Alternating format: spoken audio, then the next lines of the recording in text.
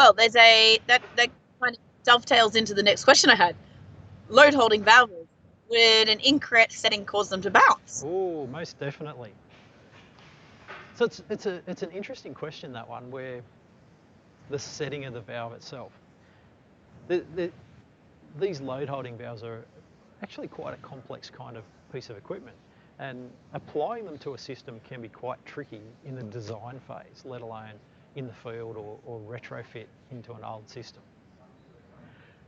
Originally, and even now, quite a lot of equipment doesn't use load holding valves or counterbalance valves, and they're also sometimes called hose burst valves. So a lot of systems just relied on the DCV, the directional valve, and that's how we held the load up. When we start adding these into the system, we actually use what we call a pilot ratio. And the reason we use a pilot ratio is so that we can open these reliably and at a lower pressure than we actually hold the load with. So to get to a really condensed kind of answer to this, because of that pilot ratio and dependent on the operating pressure, if we set these wrong, they can open, close. And so if you imagine, I'll use my big strong arm here to hold the load up, and I've got like a teacup, and what I'm doing is I'm holding that load up with a cylinder. Now if I pop open a load holding valve and it's incorrectly set, it drops. And then the pressure increases and it closes, and then it drops. And so it's opening and closing that valve because we've got that ratio incorrectly set. So that's a really short version of why it actually opens and closes.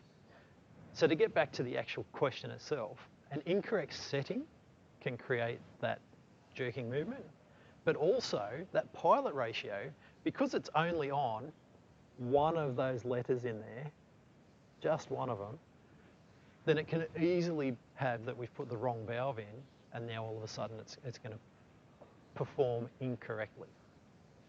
So yes, it can be a setting, but it could also be incorrect valve.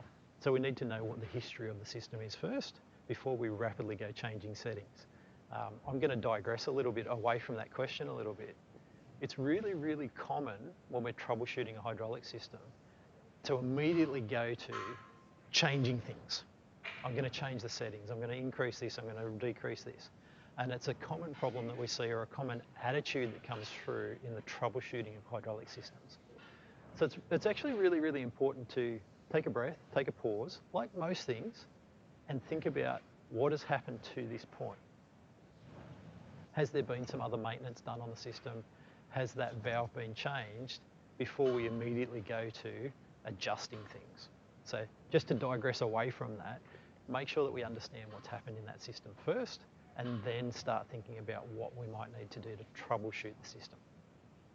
Yeah, beautiful. So getting the history on it and really understanding what's going on to do the diagnosis before rushing ahead and Yep. just, yeah. Most definitely. Okay, beautiful.